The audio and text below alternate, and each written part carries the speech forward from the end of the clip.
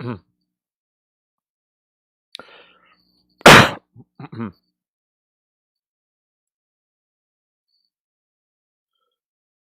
in, everybody. Welcome. How's everybody doing? So we're, I think, 11 days from the SHSAT, and we're going to keep plugging along here. Hello, I'm Greg from GregsTutoringNYC. You guys can check out my channel here. I have hundreds of SHSAT videos already, and I'm doing a couple more. We're on part 9, I think, of ripping the current SHSAT handbook to pieces. So we're just going to keep chugging along. So the way we're going to do this is in the past, I have some other reviews here as well of past handbooks. This one, we're actually reading the passages together, and I'm putting notes on the side and so on. So that's the approach we're going to take this time. Also going deep into some strategies that you guys should be considering in your use of your time and so on. Hello, David. Give me 1 second to get my act together here. So what we're going to do is basically try to focus on this passage for today. These are going for about an hour each. If you're catching us on the replay, peace in everybody too. The general strategy is to look at the questions, analyze the passage, answer the questions, and work out strategies and so on as we go along. Okay. A lot of you guys find the passages that is like these kind of giant blobs that you don't know what to do with. And one of the things you can do with is basically stop at the end of every paragraph and try to analyze it and figure out what's happening and going on. What's happening and going on should cover a whole bunch of different areas. Usually you definitely want to try to focus on the main idea, not only of the whole passage, but of each paragraph, okay? As well as any illustrations, infographics they're called, informational graphics. You want to grok those too. They're not used heavily on the SHSAT, but they do come up, so it's worth doing that. As well as any sidebars. The SHSAT normally avoids sidebar conversations as well. That could be something that's normally kind of grayed out, but it's still related to the passage somehow. So SHSAT traditionally avoids those, but you should always be aware of that. Basically, anything they're going to give you pertaining to the SHSAT, including an abstract sometimes, up here, on the top, there'll be a little excerpt that's called the abstract. That is absolutely part of the passage, and if you don't read that, you're probably going to miss vital information. There's often things before it, like directions, but if there's an abstract before it, a little paragraph, it's normally, so if we have the length of our lines is here, this long, from that blue from the left to the blue on the right, it's normally like after the title, could be before it, could be also after the author's name. It's a little shorter in width going across the page, and it's normally in italics, but it doesn't have to be, okay? So whatever else is given to you with the passage, always look at it. I believe the next passage has that. Let me see here for a second. Yeah, this passage has it. So here we have a passage in italics just before the title, okay? This is just as important as the passage. It's going to give you at least some precursor information. It might set the tone. It's going to give you kind of just a segue into the passage. So to avoid reading that would be a mistake. That doesn't come up so often, so I really only mention it when we see it. But it's worth also considering that, as well as there's any illustration and so on as well.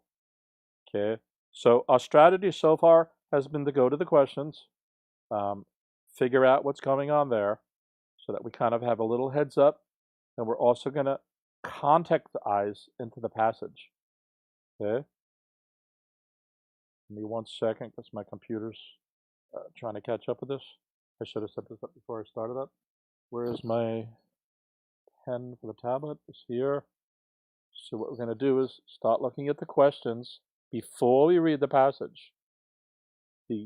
Again, the strategy is to have some sense of what the passage is going to be about, and also what the questions are going to be about. Otherwise, we're just looking meaninglessly through the passage. When we read the passage, nobody knows what to focus on. So this will kind of start giving you a heads up about some of what you should be looking for.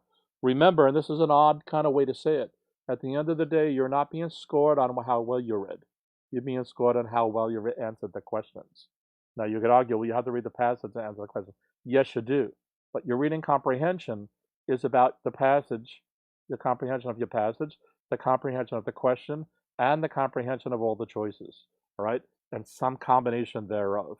So what we're going to try to do is see how we can relate the questions back into the passage.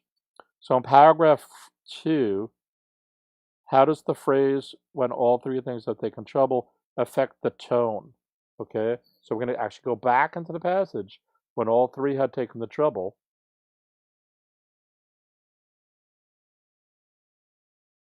And we're going to put square brackets out of that. That's over here. So they're looking for tone here.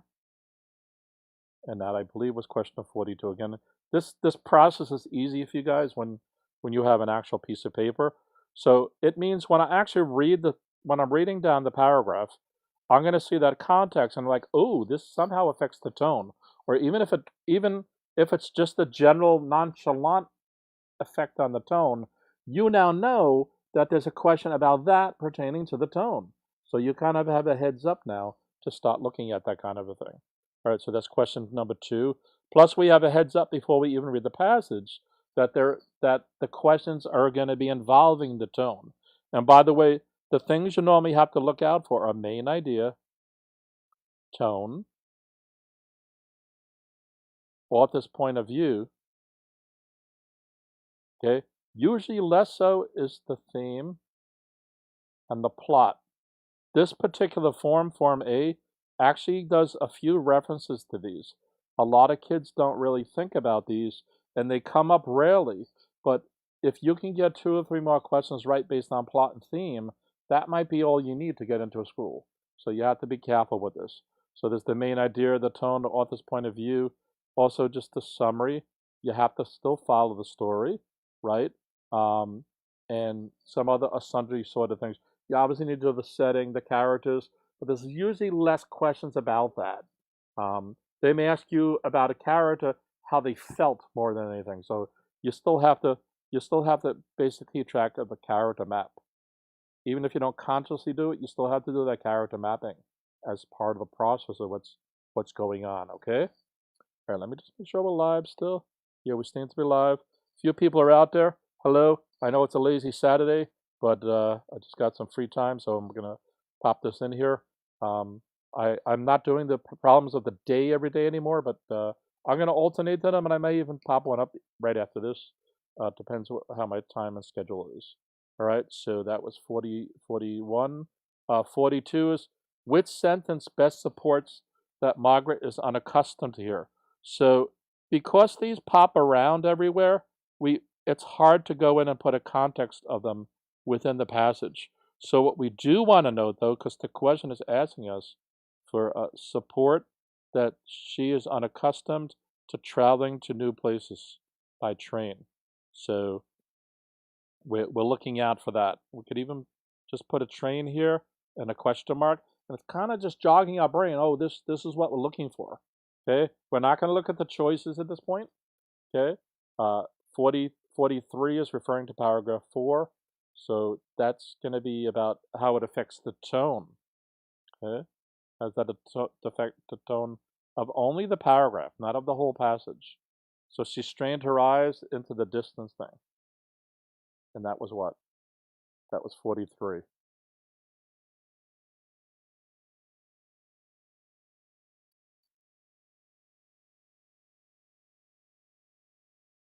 Where is that? Oh, it's the first one.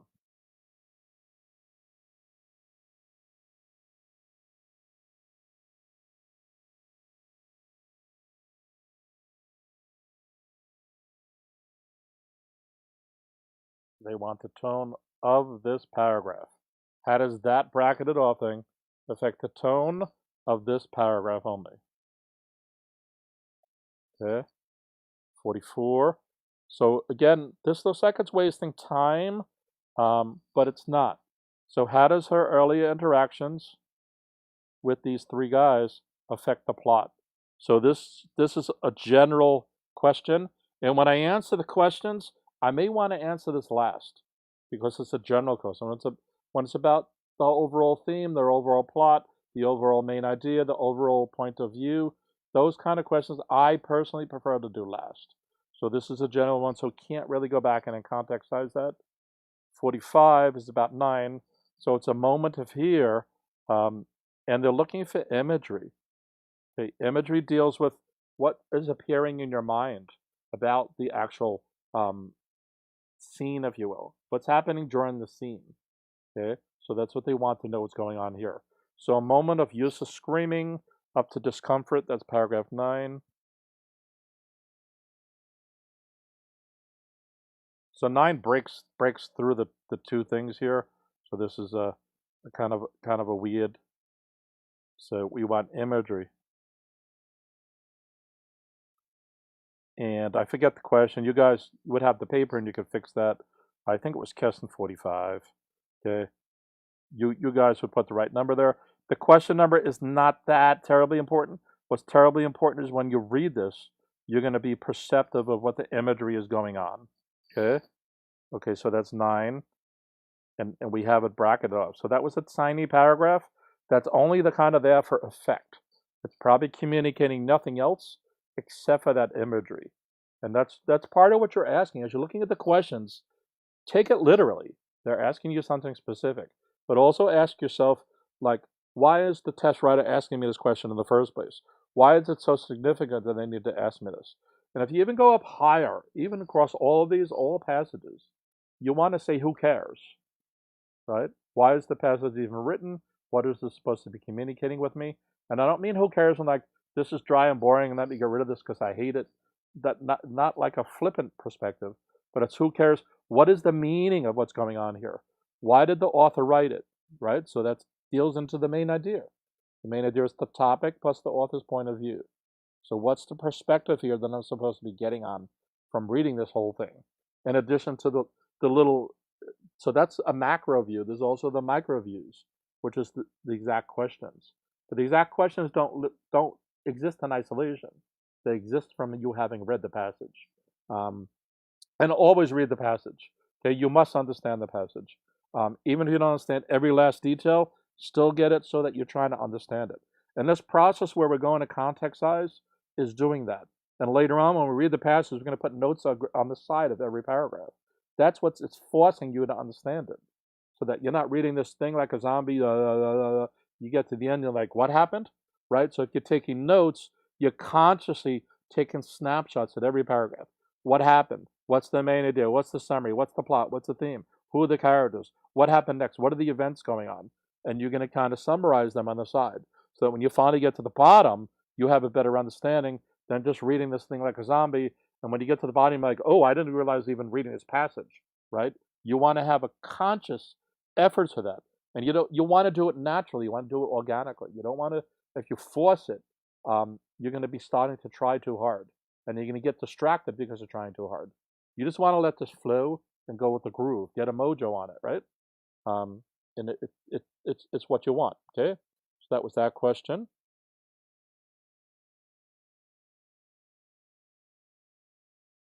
Okay, that's 45. 46 deals with paragraph 9. So it turns out this boldface on paragraph 45, actually, can you guys see that? Did I still have that thing in there? Yeah, wait a second. Let me get rid of that for a second. That's the questions. That's distracting what I'm trying to tell you guys at the moment. I have a different view of all this on my screen. So you guys are seeing something different than I'm seeing. So 46 also refers back to 9. When we context-size 9, we realized it was its own paragraph. So how does 9 affect a theme of the excerpt? So how does 9 affect the theme of the whole passage it's talking about? Oh wait, sorry, of only this. Okay, not of the whole passage, only of this here. Right? So that's what we're looking for. Okay, so we don't need to context-size anything. First of all, it's this whole paragraph. We already context-sized it for the imagery, so it's also looking for the theme of what's going on here as well. 47 is another boldface thing from paragraph 10. So what it's looking for is figurative language,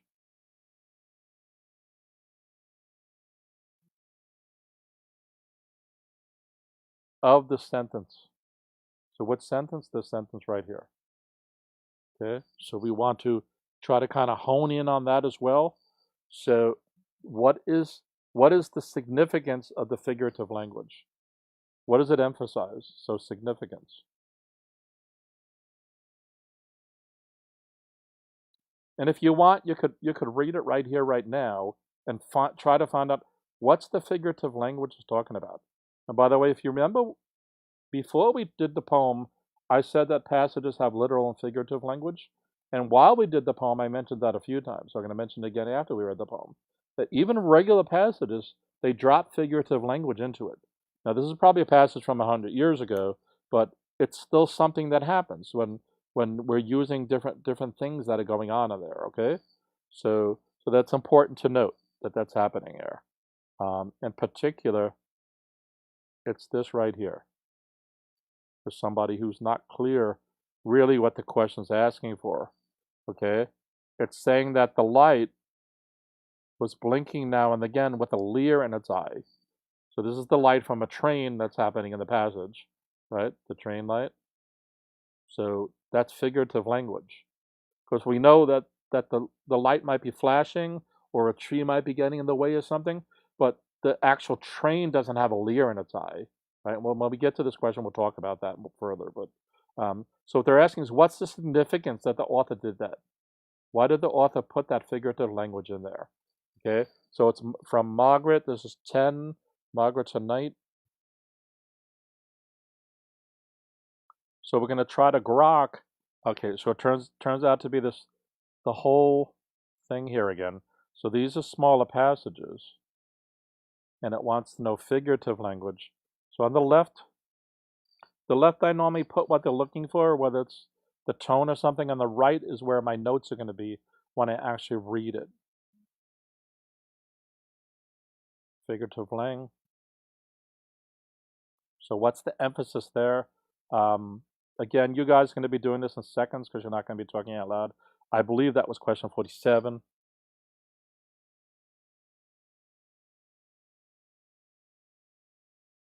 Question 48, is that the last question? That's the last question. How does paragraph 11, and is that the same paragraph? No, it's 10, it's the next one. So how does 11 contribute to the plot, okay? So this is easy, we're gonna go back to 11.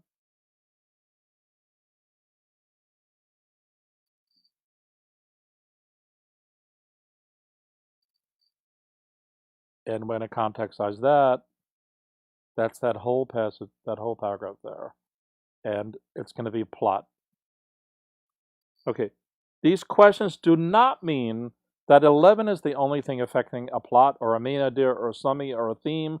It means they're just asking you something is important going on in 11. It might even be a minor point in the whole passage, but it's something they're going to ask you about. So as you're reading this, think of how the plot is affected by this, okay? So this is a general question. It's still vague, but at least we know they're asking us about this. So this is all the references that all the questions here made. So if we notice, there's no reference directly to 12, 13, 14, and 15. That might be okay. But remember, there were some general questions. They might be about the main idea. They might be about the author's point of view. That might be affected by 12, 13, 14, and 15. In fact, even if we go back to 11, even though 11 is about the plot, what happens about 11 that might be affecting 12, 13, 14, and 15? Right? So it depends on how they ask this and so on. All right? So now what we're going to do is, so we looked at the questions. We gave them a kind of a half read. So we kind of have a heads up of what's going on. So now we're going to actually go through the passage and rip it to pieces. We're going to try to understand it. All right? So I shrunk that down. Let me just make sure we're still live, because sometimes YouTube kicks out. All right, I still see a few people out there. Welcome. Please subscribe to the channel. Everybody out there, please like the video. Smash that like button. Okay. This takes me a lot of time and effort to do. Please, it's the least you guys could do and reciprocal to me. Is smash the like button. Right? These are all free. I don't have to do this. So please hit the like button. All right, let's see here. So what we're going to do is go through this and start making notations. Let me move some clutter off of my screen so I can do that better.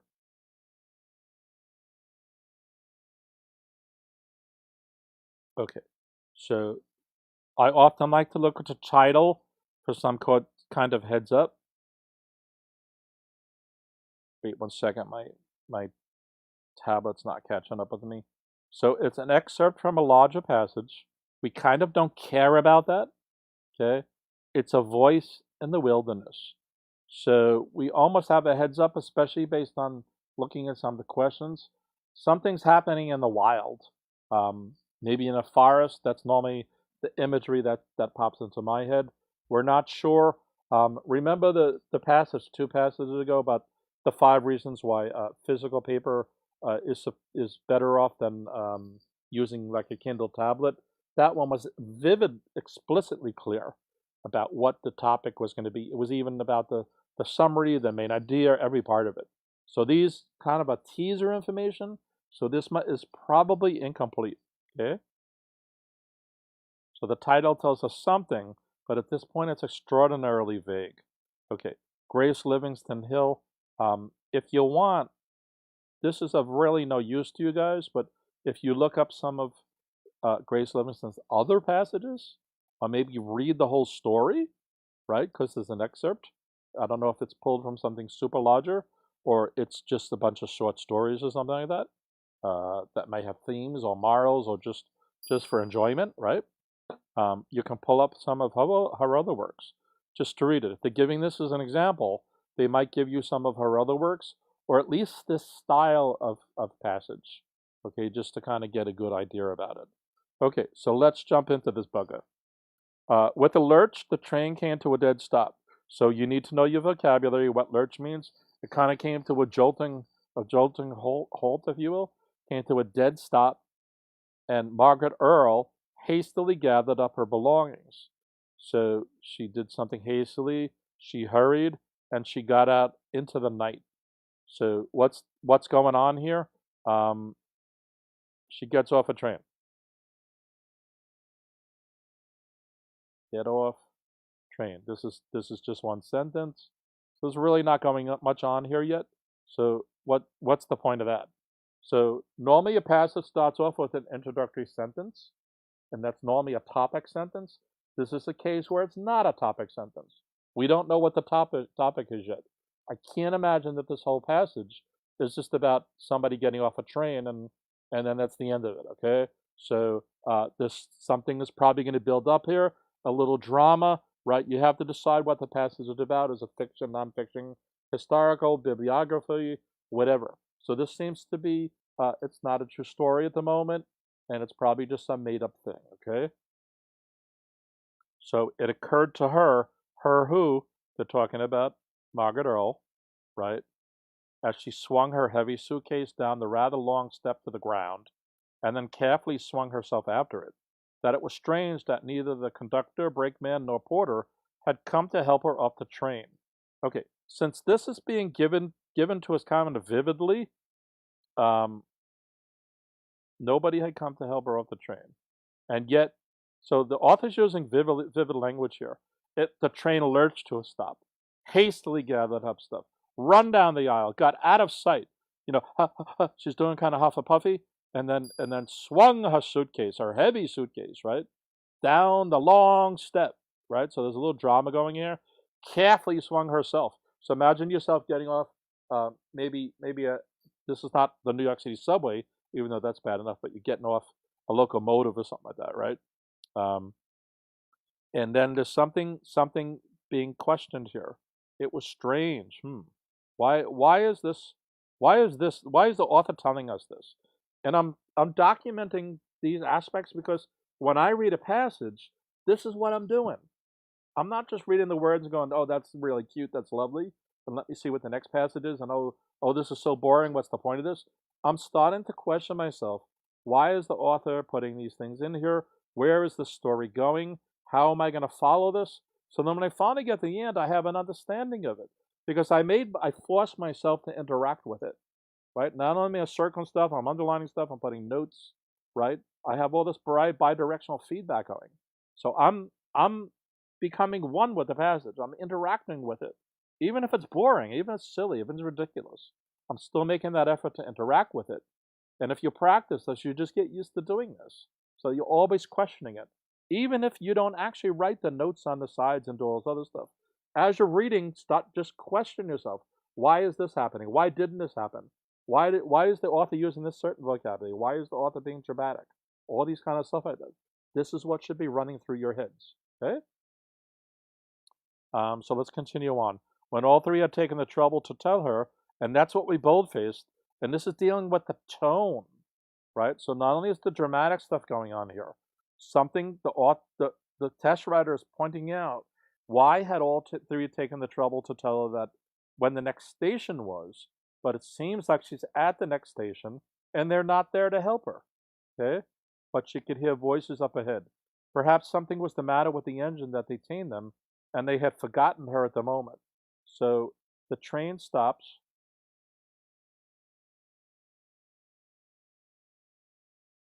She gets off, right? And we know that from the first paragraph already. Now she's confused. I'm not exactly sure why she's confused yet, but she kind of thinks something's up, okay? And that affects the tone as well, which is back to question 42. We're trying to start piecing this together. We're gearing this up. We're not just doing mindless reading. We're reading with purpose, right? We're trying to follow this and go through all the meanderings and the confusion ourselves. And the author's being dramatic, so the author's being vivid. The author's giving us sensory details, and the author's giving us emotional aspects that we can kind of touch and feel, like when you get sad when you see a movie, or you start crying when you read a book or something. So even though we're only in paragraph 2, you gotta commit to this passage. You have to emotionally commit. You have to vividly commit. You have to put all your senses into this passage, because this is what you're doing right now. You're reading this passage, so you got to just put it all in there. I don't want to hear you're tired. I don't want to hear you're bored. Just if you're engrossed and you're asking yourself questions and you're interacting with the passage, nothing should be distracting you at all. Okay. So that was there. So 3, the ground was rough where she stood, and there seemed no signs of a platform. I kind of go, uh-oh, right? Did they not have platforms in the wilderness land? So we know it's in the Wild West. So that connects up here to the wilderness thing, maybe, okay? Or was the train so long that her car had stopped before reaching it? So how many of you guys have ever been on a subway and it turns out to be a shorter train, and you thought you were going to get in the last car and you have to run maybe 2 car lengths because it's a shorter train? Maybe in the nighttime they do that, or on weekends, right? So so now she's like, wait,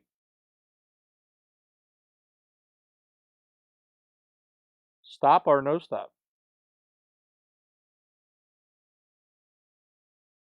Did she get off the train? She got off.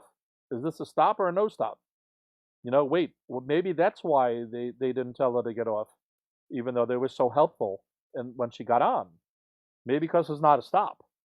Okay?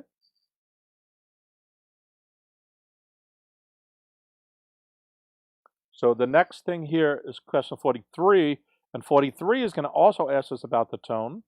Okay? So she strained her eyes into the darkness. All right, so this is at nighttime. I think it told us that already too. Yeah, it told us up here it's the nighttime, right? And I think she says something. She hears voices up ahead. So the train in the daytime, you could still see the other side of it, unless there was a turn or you were on a hill or something like that.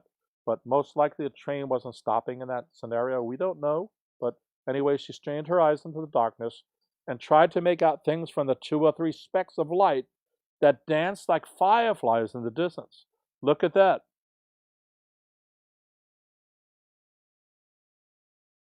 There's another simile here. So again, figurative language. So this may or may not be significant that the author used figurative language. However, it still has to apply to interpretation, that if nothing else, because the author is is giving us some extra words to create imagery and vividness and maybe emotional imagery and feeling. That's what's happening here. So imagine you're her standing there, and this is what I do when I read these passages. Again, I'm interacting with it. She gets off the train. She's like, huh? Right? She strains her eyes into the darkness. She's trying to look at the other side, right? There's 2 or 3 specks of light that look like fireflies. What could that be? Make a few guesses, right? She could dimly see moving figures up near the engine, and each was carrying a lantern. So that was the specks of light. There was apparently 2 or 3 people at the other side of the train holding lanterns, either dashing about. And if you've ever seen fireflies, that's how they look. They're just kind of these scattered lights flickering about, right? So there we go. The train was tremendously long. A sudden feeling of isolation. So this is a turning point right there. Right there. There's a turning point in the story. So now it's going from describing what's happening to now it's flipping to her personally. So this is what you guys need to look for when the passage is happening, when turning points happen. And a turning point could be events, it could be in the main idea, it could be in the theme, it could be in the plot, it could be in the character, it could be in the setting, right? And the setting, by the way, isn't just the place, it's also a time. Okay? So anyway, we have a turning point right there, and you guys should be noting that. Remember, before I was writing out stuff, you should know the main idea, the author's point of view. I didn't write turning points, I don't think, but that's one of them. There's about half a dozen things like that you guys need to have a heads up for. So a turning point happens right there. A sudden feel of isolation took possession of her. Perhaps she ought not have got out until someone came to help her. So now she's doubting.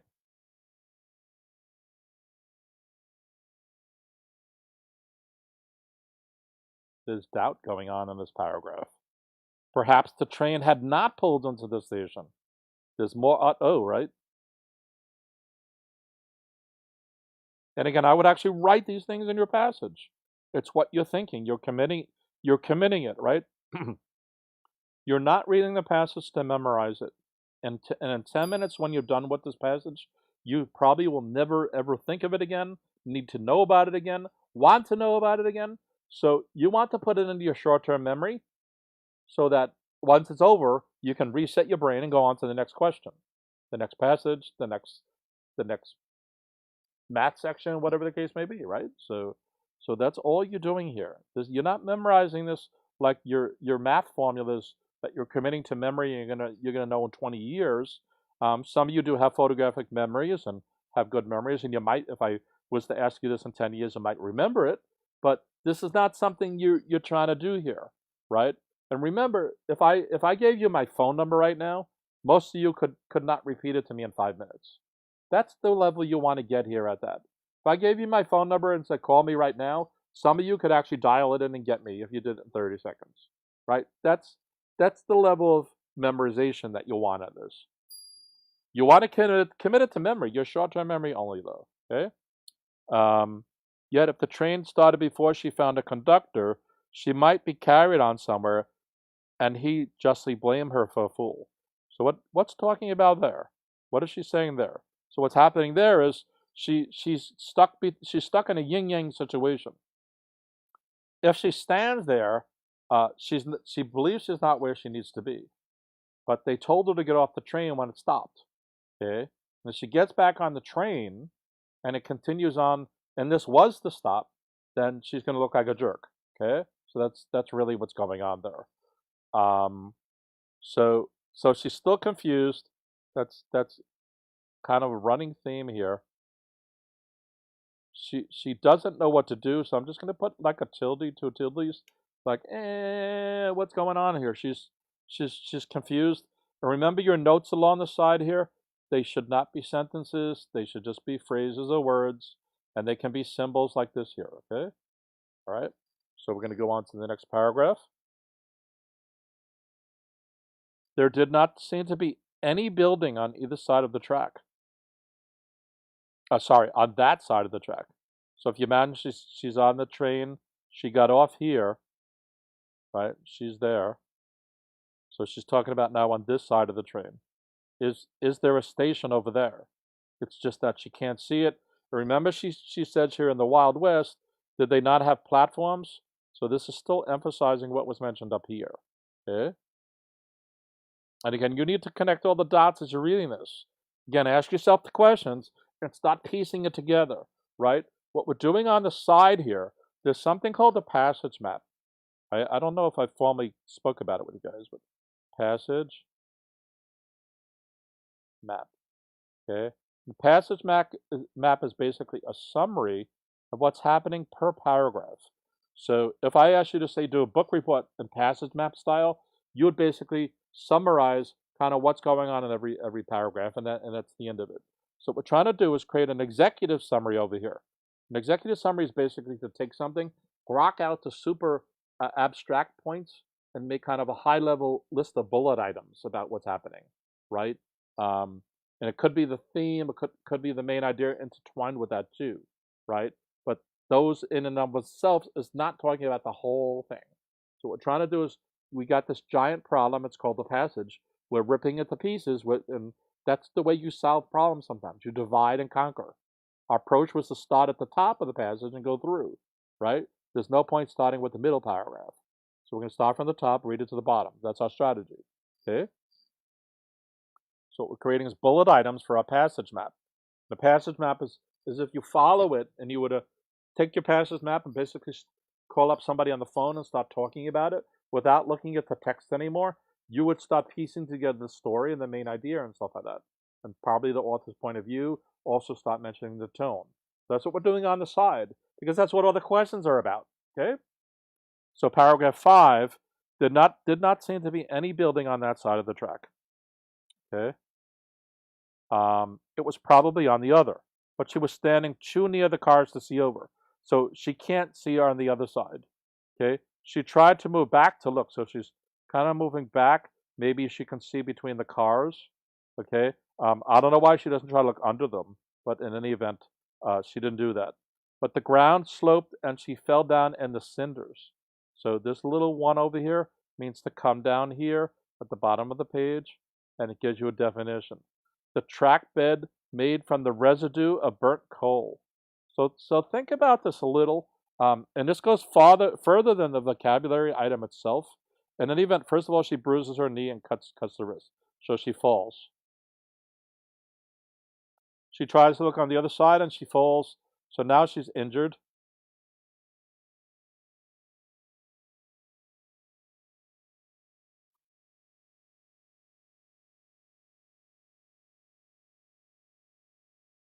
So let's think this through a little.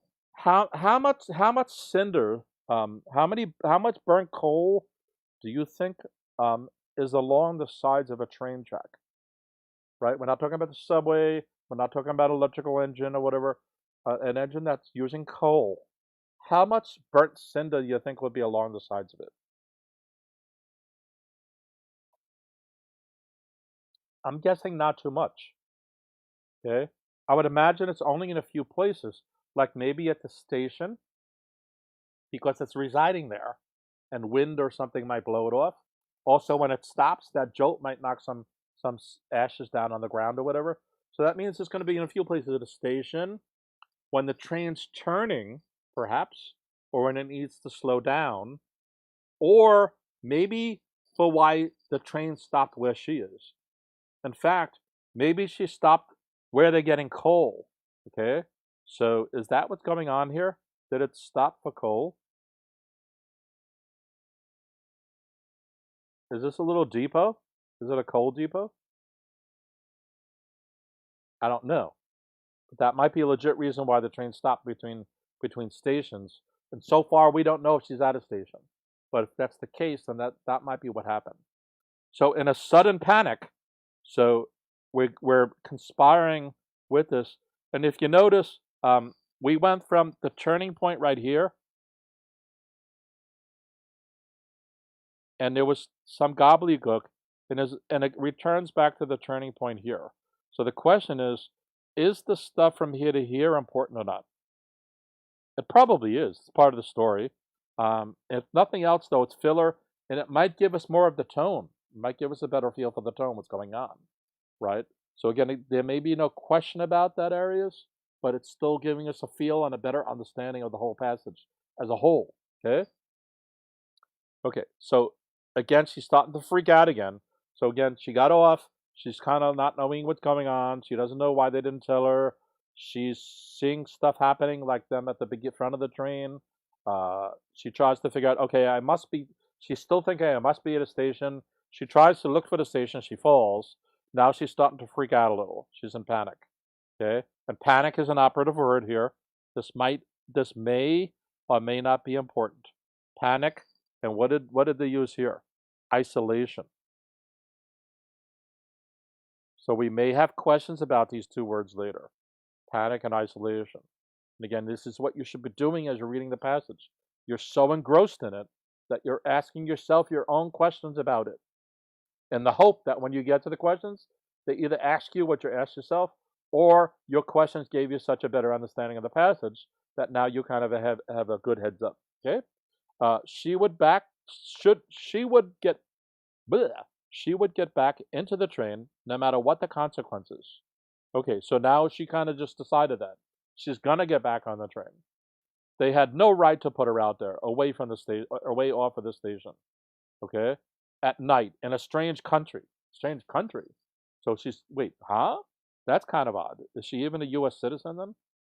You know, was she in the U.S. or not? Here it said the West. We're assuming so far that this is the West and the U.S. in a strange country, or does she just mean like the countryside? So let's see if that comes up of any significance. Maybe it doesn't affect anything, and maybe there's no questions.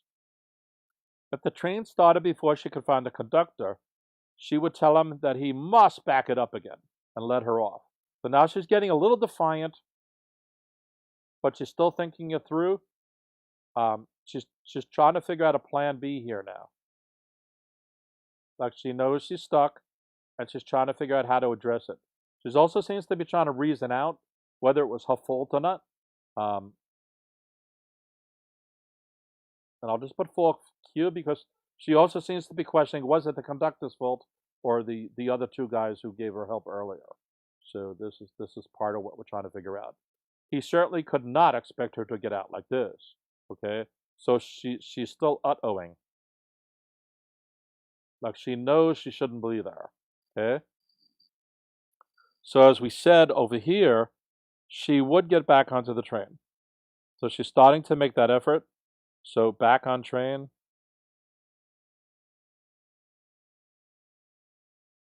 And she's going to go up. So let's see if she's successful or not. She lifted the suitcase, so the suitcase is up on again that high step. Remember, the author told us that earlier too. In fact, I think the author said it was a long step. Where is that? Right here.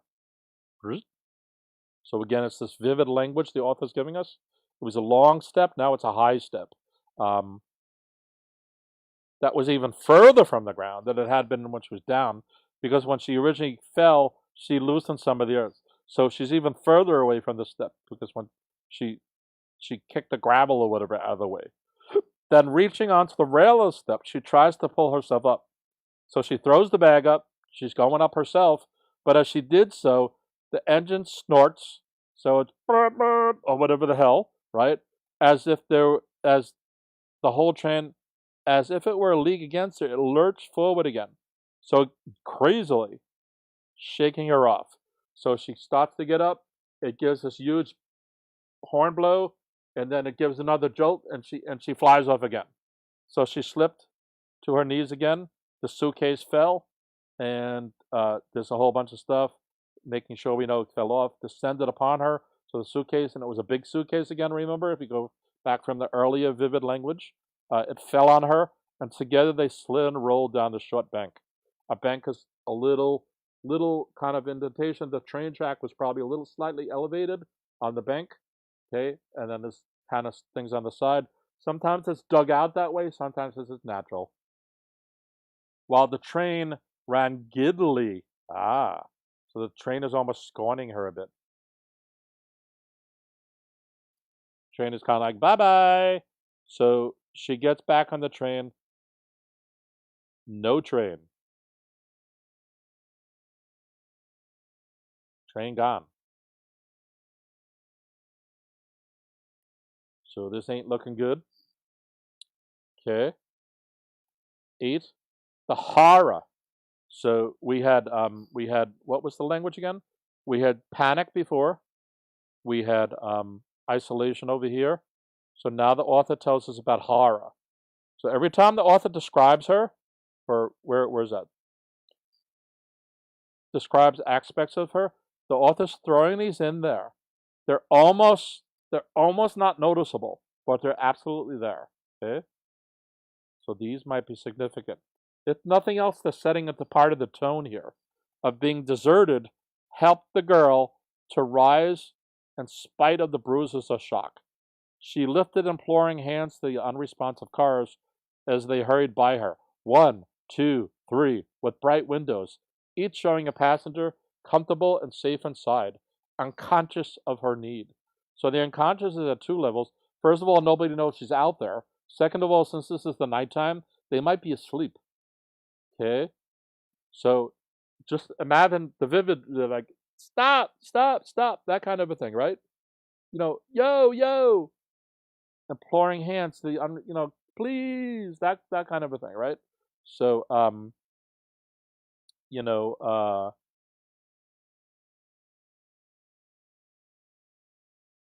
so she's in shock again. That pretty much summarizes, like, stop, stop, that kind of a thing. And she ends up in shock and injured further. So she's been beat up a few times now. So now we're coming to paragraph 9, which is telling us about imagery. So a moment of useless screaming. So she's screaming at them, and they can't hear her, so it's useless.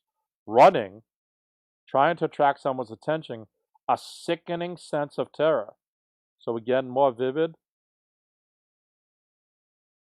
Okay. We have horror.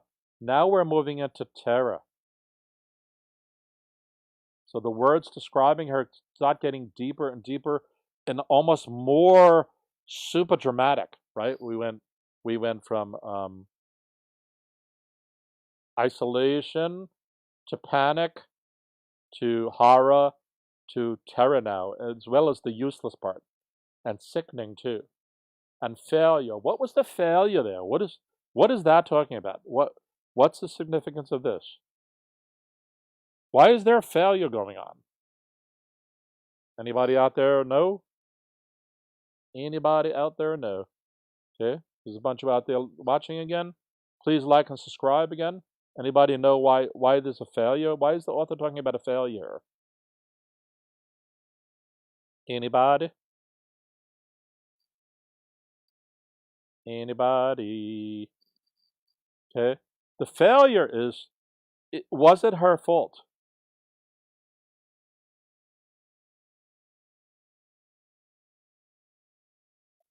I mean, they told her originally to get off at the station, and that was her stop, and the train stopped. Did she listen to them properly? Okay. Did she misunderstand something? Was she a fool? Was that not really the stop, and it should have been obvious to her? So that's what's going here. A sickening sense of terror, like, oh bleep, I'm stuck in the middle here. And also a sickening sense of, like, oh my God, and this is my fault too. The last car slotted past her as it enjoyed her discomfort. Imagine that. So we have figurative wording again here. As if the train really cares. Like, so long, sucker, right? That kind of a thing. So so that, how is that affecting things relating to imagery?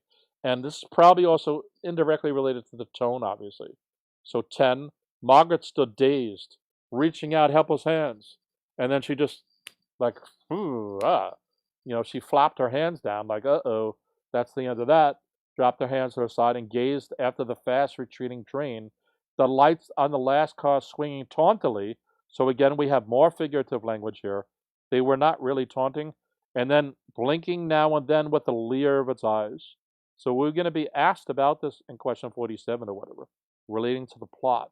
This is the turn of events that are happening in the story, okay? So that's what's going on there. So there's more ut-ohing and other stuff. These are just tiny paragraphs. And again, it's creating a vivid perspective for us. It's using dramatic words, and it's we're imagining you're her. At least I am. She gasped. So this is relating to her. This is less strong as some of the others. So now she's like, like, ah, and it could be a gasp of relief too at this point. Like, okay, all right, more like a sigh, okay, and looked about her for the station.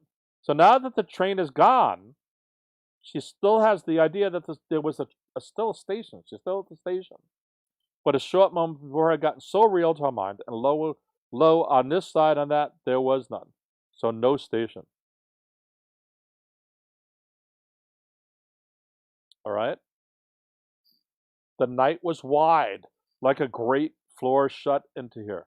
So here we go with more figurative.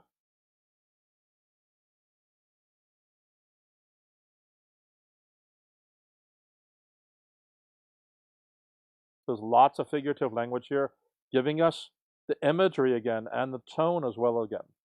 And we should be getting a sense that we are her stuck in the middle of this, okay? The night was wide like a great floor shut by its low, vast dome. So this is getting back to like exactly where is she? This is getting back to maybe parsing into the setting. Like we know about her terror and so on, but like exactly where is she? We know she's in the Wild West. A vast dome of curving blue set with the largest, most wonderful stars she had seen. So now the train is gone. She's in the vast wilderness, and she could see the beauty of the night, if you will, right? That's basically what's being talked about here. And there was a great floor. So sounds like she's on a plateau, or maybe something that has, a large flatland somehow. Okay. Heavy shadows of purple green, smoke like, hovering. So there's a lot of vivid words here again. Over earth, darker and more intense than the fathomable blue sky of the night. So it was dark. That's really what's going on here. It seemed that the secret nesting place of mysteries. Whoa. Okay, more figurative stuff. Where no human foot might dare intrude. So it was dark. She's nowhere. She's in the middle of nowhere. It was incredible that such could be such a common. Wait, it was incredible that such could be but common sagebrush, sand, and greasewood. So these, if you don't know what these are, that's probably okay. But these are kind of, I'm not exactly sure myself, but I think they're desert plants. They're little tiny hardy bushes and so on. And the fact that this is, they mentioned sand, it sounds like what's stuck in my mind right now is like she's stuck in the middle of Arizona or something like that. I'm thinking of a train that might go from California back to New York or something. Might be where she's stuck, either going to California or back. And we know it's. Does it say the West or it just says? Where was that? Told us somewhere in the West, I think. Yeah, the Western land right there. Okay, so I'm gonna assume for now that's where she is. That may or may not come into play, but seems the author is giving us some teaser info. Um, it sounds like she's not in Florida. It sounds like she's not in New York. Not that we don't have some of those bushes here, but it's mainly from people planting them. So no building broke the inky outlines. So again, there's more figurative stuff going on here. So inky means something dark. Inky outlines probably means a silhouette. So the silhouette of the night, there was nothing there. You could see the skyline of Manhattan. Oh, you can see that from lights, but if they turn all the lights off, you could still see it. So that's kind of why you're going. No, nor friendly light streamed out of cheer or heart. Not even a tree was in sight. Again, she's nowhere.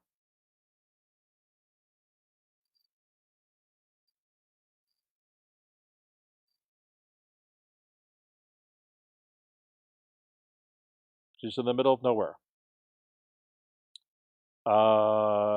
except on the far horizon, where heavy line of deeper darkness might mean a forest. So she thinks something might be further along, but she's not sure. Okay, nothing, absolutely nothing. So again, this is short and terse, but she's nowhere. She's in the middle of nowhere, and the deep blue starry dome, and that's because the curvature of the Earth. So she's really looking out far then, if she's seeing this dome thing, and that got mentioned twice too. It's just giving us a little sense of this, you know, it's giving us the spirit of the passage where she's at, and the bluer darkness of the Earth below, save one sharp shaft ahead, like a black mass throwing a dark arm across the track. Okay, so there's something there. She finally sees something. Okay, and okay, I don't know if this is figurative or not. I suppose it is, because I was reading, when I first read it, I thought maybe it's a shadow casting a shadow across the track. But there's something there. Maybe it's a little booth or a little house. Um, I'm thinking maybe a mine shaft. So that's a little confusing there. A shaft is normally a channel, or as we said, a mine shaft, a tunnel going down. But how is she seeing a tunnel above ground? So could this be on a mountainside maybe? But then she's not mentioning she's seeing mountains. So as far as we know, there's like nothing. She can go a full circle. It doesn't literally tell us that, but she can kind of spin around and get that. Okay. As soon as she sighted it being the shaft, she picked up a bag and made a painful way there. So she's beat up. She has the thing. She fell a few times, so she's just trying to get her legs back, if you will. Her knees and wrists are bruised, and the baggage is heavy. So shaft. Go to it. Go to the shaft. A soft drip, drip greeted her as she drew nearer. So what's going on there? Something plashing down, not splashing, but plashing, among the cinders on the track. So something seems to be dripping into the ashes stuff.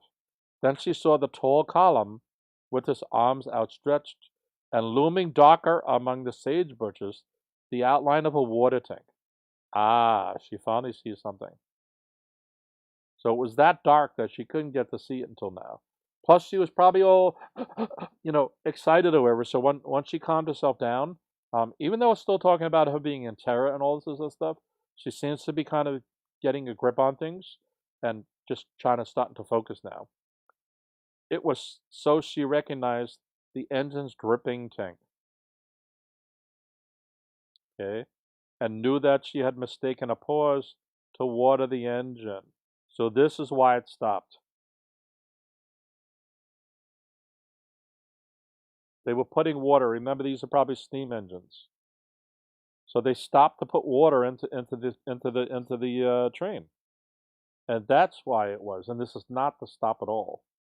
So I would then go uh-oh again, but a different kind of uh-oh. Like now she knows this was kind of her fault. On the same note, when the conductor and so on told her that the next stop was hers, they should have told her the train was going to stop. All right. So there we go. So that's what we have going on here. Again, and you guys should capture the main idea right here.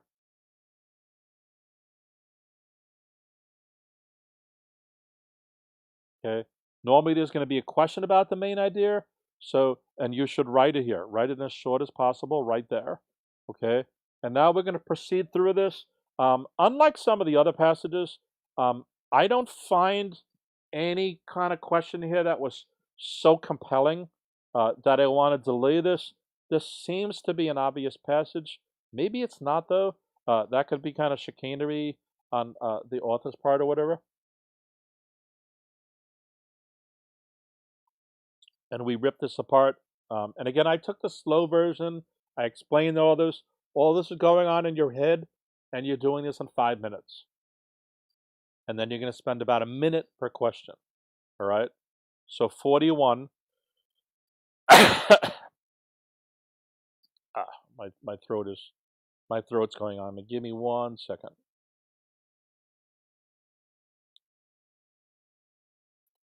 Okay, 41. And passage 2, which is basically when it begins, How does the phrase "when all three had taken the trouble to tell her" affect the tone in the first part of the passage? So if remember, if we go back up to here, okay, the train stopped. She hurried to get off. She gets off, and now this is the point where she's trying to figure out why didn't anybody else tell her about that, right? And that's the tone, because she keeps thinking, did she make a mistake? Was she supposed to get off? So that's a significant aspect of all this. Okay, so and then it's how does it affect the tone in the first part of the passage? The excerpt being this whole passage, not just paragraph number 2, because if we look at the title, it was excerpt from The Voice in the Wilderness. Okay, so in paragraph 2, how does the phrase "when all three had taken the trouble to tell her" affect the tone in the first part of the passage? A, it creates. Wait, where did my thing just go? It creates an accusatory tone by suggesting Margaret believes that others are responsible for her problem. That came up, so so that's possible. By the way, if we split this up, there's this part: it creates, it introduces, it suggests, it establishes. If any one of those parts are wrong, then it's out, right? We're creating a truth table. Then the next part is it creates an accusatory tone, a defiant tone, a frustrated tone, an appreciative tone. Let's say, for argument's sake, it wasn't appreciative, then no matter what else is true in D, it's no good. By suggesting that Margaret, so that part, believes the others are responsible, suggesting that Margaret left, so it's believes the others, left the train to prove, feels confused, feels cared for, right? So that's our 3 parts. There's A, B, C. And each of these must be true. We're creating like a faux truth table here, all right? So it creates an accusatory tone by suggesting that she believes the others are responsible for a problem. So does this alone do that? I'm iffy here, but I'm going to put a maybe, okay? It introduces a defiant tone by suggesting that she left the train early to prove a point. No, they told her to get off. So that's pushing it. There's nothing in the whole passage that suggests she's being defiant. Okay, it suggests a frustrated tone. We know she's frustrated during the passage at some points, but is she frustrated here and now by showing she feels confused by the inconsistent help? Well, that seems to be what's being going on here. So that's definitely a maybe. It establishes an appreciative tone that she feels cared for. So when they told her originally, she was probably appreciative. But now that she realizes she might be stuck in the middle of nowhere, is she still appreciative? No. So it's definitely not D. So we're left between A and C. I told you I was iffy on A. It creates an accusatory tone. I don't, and the more I look at this, I don't think she's really saying like it was their fault, right? She's saying it could be their fault, but it sounds like she's more frustrated than anything. Like, whoa, because we know she's definitely confused. Through at least the first half of the passage, she's still like, what's going on here, right? So there's got kind of a thing. So C rules. Okay. Okay.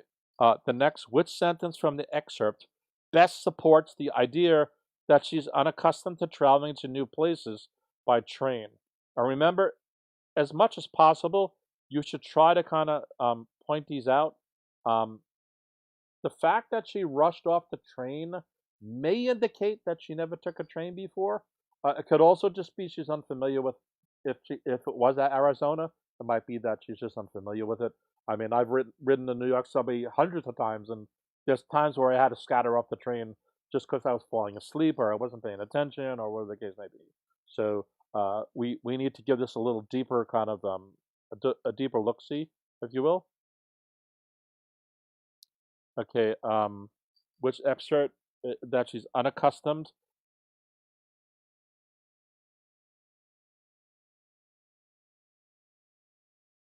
to travel by train to new places by train.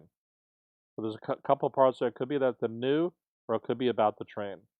Okay, Clearly, she hasn't been to this stop before, all right? So with the lurch, the train came to a dead stop, and she gathered up her belongings, hurried down the aisle, and got out to the night. Um, this best supports that notion.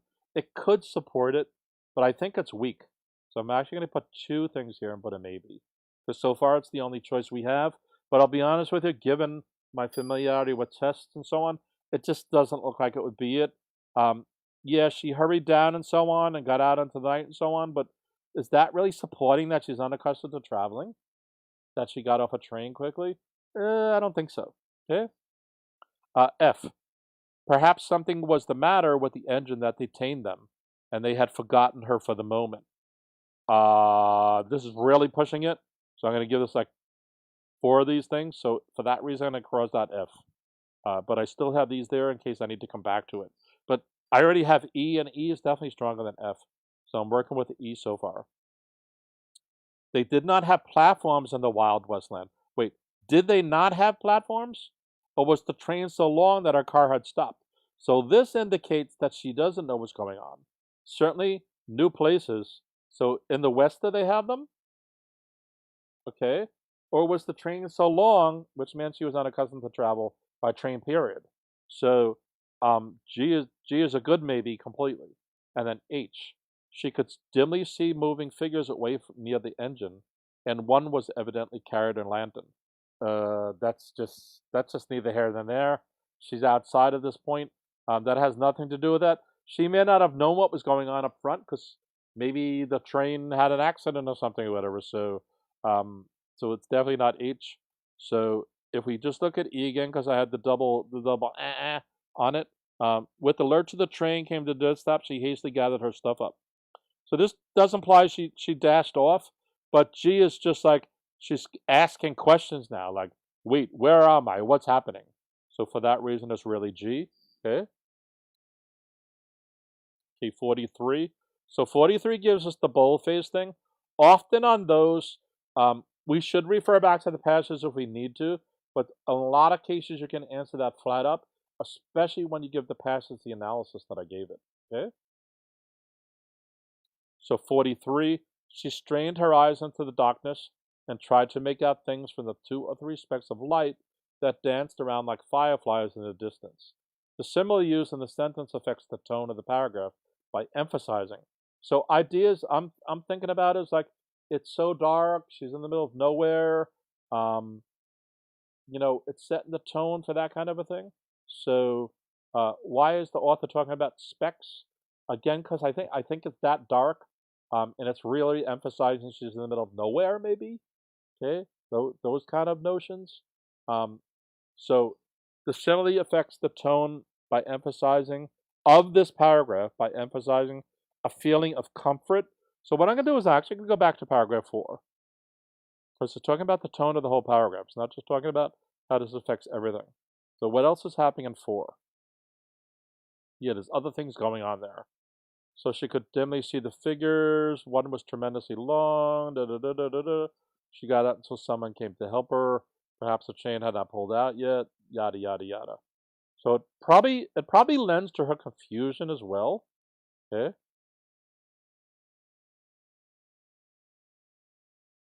So is it emphasizing her feeling of comfort as Margaret connects to her unfamiliar surroundings? No, I think she's still uncomfortable. So that doesn't make sense. So for that reason, A is out. And by the way, this is all through a truth table. So we have feelings of comfort, sense of loneliness, sense of tranquility, and feeling of dread. As Margaret does what? As she connects, realizes, distracted. Okay? Regards. So we have comfort, loneliness, tranquility, and dread. And sometimes we can answer these, and there might be a 4th part here. Unfamiliar surroundings with familiar thing, that she's on her own in the wilderness, urgency of situation by the beauty, desolation of land that surrounds her. There's almost a 4th part to this, but it I don't know if I would go the full mile and actually put the D there. But we want to split it up and try to make sense of it as a truth table. All right, so we already ruled out A.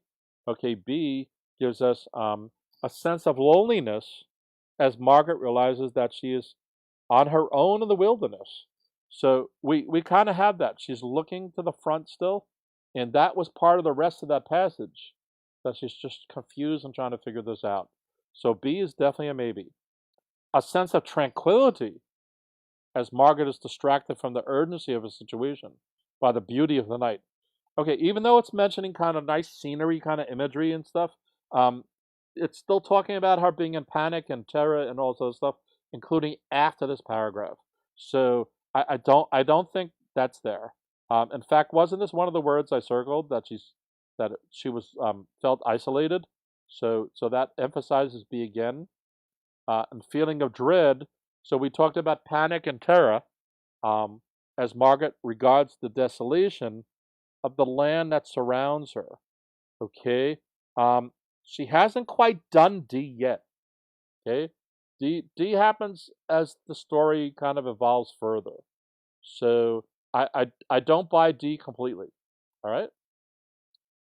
So that pretty much gives us B, a sense of loneliness when she realizes she's stuck there. Okay, and the story doesn't really end here, but that's what's going on here. That they're so far away in the front of the train that they look like fireflies. Um, okay, how does Margaret's early interactions set the plot? So plot deals with how events move through the story, right? The plot is not necessarily the summary, or the summary involves the plot. The plot is not the theme. The plot is not the setting. The plot is not the characters. The plot is not the main idea. So again, remember, these all intersect, so there's overlaps between some of these terminology things, but the plot is dealing with the events as they iterate through the story. So how does that affect things? It affects things because she thought she was getting off at the next stop. Okay, so 44 is, let's see if that's the perspective about getting off is really what is. And that's what E says literally. So I'm actually going to circle E, and I should be done with this.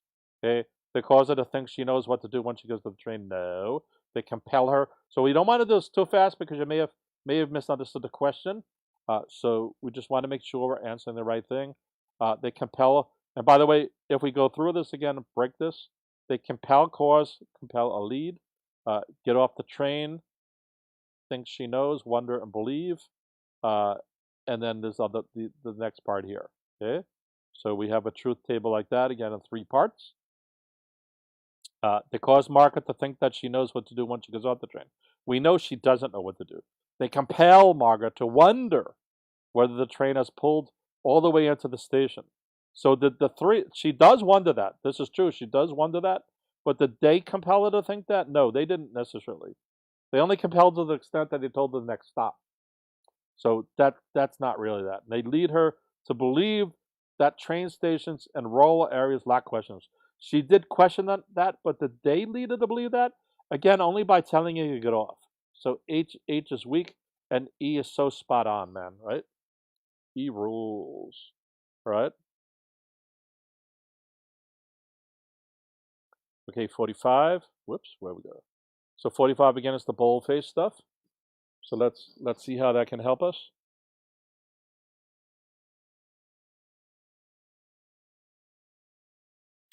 So a moment of useless screaming, running, trying to attract someone's attention, a sickening sense of terror and failure. Okay, so again we have all this useless, sickening, terror, failure, right? Lots going on there. And the last car slatted itself past with a mocking her, right? It enjoyed her discomfort. So we know she has discomfort as well. So the imagery in the sentence is one of her just trying to be. She's certainly frustrated. We had that from earlier, right? So what might be going on here? Growing irritation that she is ignored by the people on the train. So if we follow the pattern, so there's irritation, anger, vulnerability. Okay, B is in a different form. Effort she's making despite physically unable. So unable is really our thing there. unable Margaret is trying to keep up with the train, right? And anger. So she was definitely irritated, I would say, but was it because they ignored her? No, it's like she's saying they were asleep. And just think of yourself trying to do this. You can't really blame the people. Even though I would probably stand there screaming as well, the chances of somebody hearing it was really zero, right? So this is just impractical. And we don't really have a notion that she's necessarily growing in irritation. She's still confused and so on, but I don't know that she's necessarily growing. And maybe for that reason, I'm not even going to tilde A. I'm just going to cross it out. Okay, 45B. Okay, so again, B was kind of written in a different form as the others. Is it conveying the effort that Margaret is making, despite being physically unable to keep up with the train? Is that what's being communicated here? No, that just seems to be neither here nor there. All right, so it's not B either. So far, this is a simple question. Anger. Is she angry? And if she is she angry because she is experiencing as she watches the train leave? Is she angry because the train is leaving? We don't quite have that interpretation. It's a maybe though. Does she feel vulnerable that the train leaves it behind her? Yeah, it's useless, right? Sickened. She's being mocked. She's uncomfortable. That seems to be, and it was because the train left her behind. Yeah, I mean, she probably feels vulnerable for a few reasons, but certainly within the context of this part here, that's what she's feeling. So for sure, the answer is D.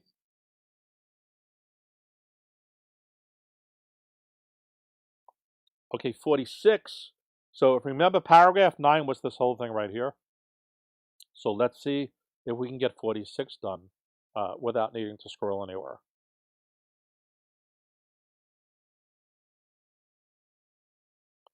How does Margaret's experience emphasize a theme of the passage? So we talked about theme yesterday. Theme is like an overall encompassing thing, and it's about of the excerpt. Before I pointed it up to here, and I said that was the excerpt. The excerpt is the whole thing. Okay. I made a speako when I said that earlier. So how does Margaret's experience emphasize a theme of the excerpt? It confirms. So we have confirms, leads, causes, reinforce. We can do Margaret's understanding, realization, belief, frustration. Okay. She cannot rely. She cannot change her situation. Unfavorable outcome, her lack of control. So again, we have a truth table and 3 parts again. All parts need to be true. Okay. So does it confirm her understanding that she cannot rely on help from anybody else? Is that what's going on in that passage? In that boldface thing on paragraph question 45? Does it confirm her understanding that she's just by herself? It kind of does, because she now has a sickening sense of terror and failure. Okay, so that's a good one. Okay, F. It leads her to realize that her desire to change her situation is impractical. No, I don't think she's really gotten to that point. I'm not even sure she really even gets to that point at the end of the passage. In fact, we don't know what happens after the passage. And it might be that somebody's even in the shaft who could help her and call the train back or something, whatever. I have no idea. So I'm going to cross that F. I'm going to put a little thing here. In fact, let me not put that there because I like E so much. It causes Margaret to believe that her own actions led to unfavorable outcomes. So we know she's doubting herself. Okay, that this happening, maybe she misunderstood what the conductor said, and that's why it didn't come to her again, and so on. But is that a theme of this? Is that a theme of the whole excerpt? Okay, I'm not sure that's a theme of the whole excerpt. Okay, so for that reason, I'm going to cross off G. Okay, it reinforces Margaret's frustration about her lack of control. So does it reinforce anything? It is reinforcing something. We already talked about her being frustrated, so that's true. Okay. About her lack of control, it's clear she has a lack of control over her surroundings. Hmm. Hmm. You know what? If this says situation, I might even say the answer was H.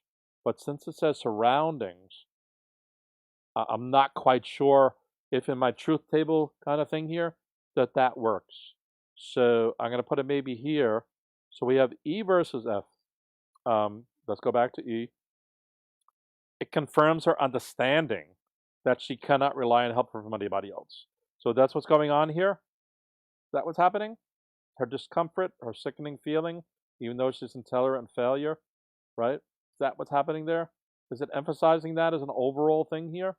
An overall thing for the excerpt, the theme for the excerpt. Yeah, because she's a go-getter by herself. First of all, we know she's traveling alone, and she was able to get off by herself and all this other stuff. So there's a few kind of things. Some of them are not terribly strong, but 46 E rules. Okay, so we have another one, which is boldface stuff. So again, let's see how we can get through that. And you want to not go back to the passage unless you want to. If you need to go back to the passage, you should though. Okay.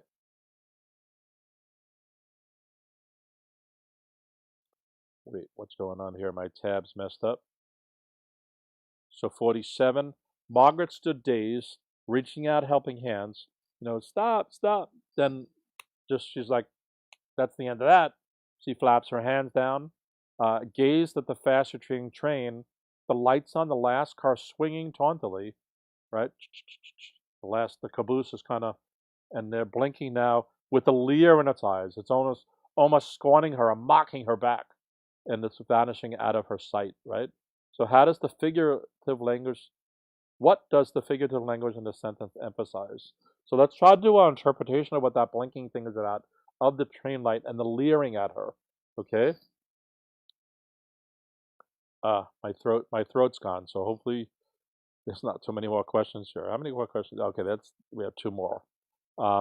So is there a sense of doubt? And again, so sense of doubt, anger, embarrassment, hopelessness. That Margaret experiences, feels. Okay, when, so there's a couple of whens, kind of like that we're doing. So this is A, this is B, this is C. So again, we're trying to make sense of each little part here and piece it back together again. Okay, the sense of doubt. So we know she has some doubt that Margaret experiences when she is deciding what to do next. So I don't think she's deciding what to do next in this part of it. She just called out to them and she's like, that kind of a thing, right? So it doesn't seem to be A at all. The anger that she feels towards the people on the train. So we talked about that before. I don't really feel she's feeling anger. So I don't think it's B at all. Not saying she's not frustrated or mad or anything, but I don't think she's literally expressing anger to the people who were probably asleep, right? It said they were unconscious, if I remember, right? The embarrassment that she feels. So we know she still thinks she has a feeling. It got mentioned that she may have a feeling that this was her fault. All right. So the embarrassment she feels when she imagines what others will think of her. Oh, okay, wait. So she's good on A, she's good on B, but I think she fails on C. Okay, so that's not that. The hopelessness. So this ties into somewhat her sense of doubt in someone as well. And she stood there dazed. So we know she's confused. So she's probably hopeless too. We know she is from the other parts. With the hopelessness that Margaret feels, so she's hopeless, she's feeling it, when she accepts that the train is continuing on. And that's why the thing is looking bad at her, and she's like, that thing's mocking me. That kind of a thing. Yeah, booyah. 48 wins. Okay, I mean D wins, sorry. Okay, 48. We're finally at the last sentence. By the way, if anybody has general questions they want to ask after this, we can go for that as well. Let me just make one last try to see if we're still live. Yes, we are. Welcome. If anybody's popping on new, please like the video, guys. This takes a lot of effort. Even in this one here, let me see here. Going an hour and a half already. This takes a lot of my time. I'm a busy person just like everybody else. So I'd definitely appreciate it if you guys could subscribe to the channel, like, tell your friends, and obviously be able to go through this with me. All right, so let me try to bring that tab back up. That's the wrong one. 47 deals with the plot. So how does 11 deal with the plot? So we go back to 11. 11 was her gasping and looked for the station on the other side of the train that she thought may have been there. And lo and behold, it wasn't. So how does it affect the plot of the story? Okay, so this question can kind of go anywhere. And it's one of those ones I personally, wait, we're at 40, yeah, 48. Personally would not know how to answer necessarily without seeing the choices.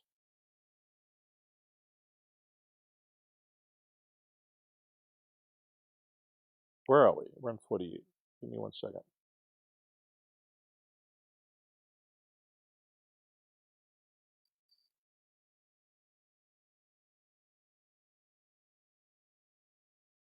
Good, my cup of soda is just ended too. How does 11 contribute to the plot of the excerpt? It reveals that the reality of the, and that just mentioned reality, that it was real, of the situation is different. So let's split this up again. It reveals, it illustrates, it shows, it provides. Reveals reality. It illustrates Margaret, how she reacts. She's surprised, imagination, assumptions. Okay. So it reveals that the reality of the situation, that's our truth table, ABC. We're just basically AB this time. There's longer sentences that are not neatly split that we have to semantically get the meaning out. It reveals that the reality of the situation is different from Margaret's assumptions. Heck yeah, right? I'm going to circle that because it's just so good. Okay, that's part of the essence of what is going on here, and it's definitely tied into the plot. And that's one of the significant snapshots. That's one of the significant events that are happening here, right? It illustrates the main problem is her own imagination. If they mean like she misinterpreted what the conductor said, this is a bad way to say it. So goodbye, F. It shows that Margaret is surprised by the unexpected adventure she is about to undertake. I'm not convinced she's about to undertake an adventure. So even though I think it shows she's surprised, because that's part of confusion and so on too, and being when you're in terror and all that stuff, that's not a normal course of events. Even though you might argue this is not really a terrible situation, just imagine yourself being alone, young. Says she's a girl too. It's not a woman necessarily. Just in the middle of nowhere. So it shows she's surprised by the unexpected adventure she's about to take. Nah, that's not even an inference. It's a prediction. It provides an insight into how Margaret reacts to stressful situations. Ooh, it definitely does that. I think we could say that we would all kind of scream, but to be honest with her, she's mostly cool, calm, and collected here. She's approaching this rationally. So this would be a maybe. But does 11, which again 11 is this one here, right? She gasped and looked about for the station on the other side. It was so real in her mind, and lo and behold, it wasn't there. So is 11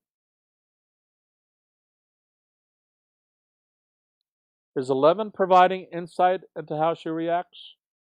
No, there's not much of a reaction there except for her going to look for the other side.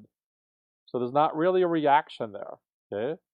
And it mentioned about being real on the other side, so there's a tie in there. It reveals the reality of the situation based on her assumptions. she did assume that the other side may have a station. So for that reason, it's E. And we're finally done. All right. Does anybody have any general questions? There's still a few people out there. You guys are allowed to ask. So do you have any questions about what I just covered now? We went through this pretty painfully. We just ripped this to shreds. What about other aspects of this? Right? We super analyzed this. If not, I'll peace out, and I'm going to get something to drink. Okay, you guys have 11 days left of the SHSAT. If you guys need to email about any question you're running into a problem with, please send me an email.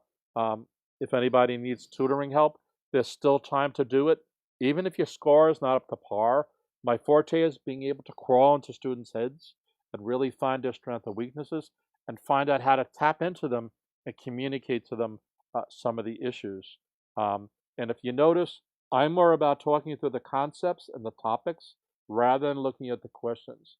By ripping apart the passage the way I did it, we're going into using our cognitive abilities to perceive these things. And even though this took an hour and a half, this is 5 minutes on the SHSAT to actually do all this. And you need to practice it, okay? And if you need somebody to guide you like I'm doing, please don't hesitate to give me an email, okay? All right, people, peace out. Have a great day. I'll probably do another one of these tomorrow.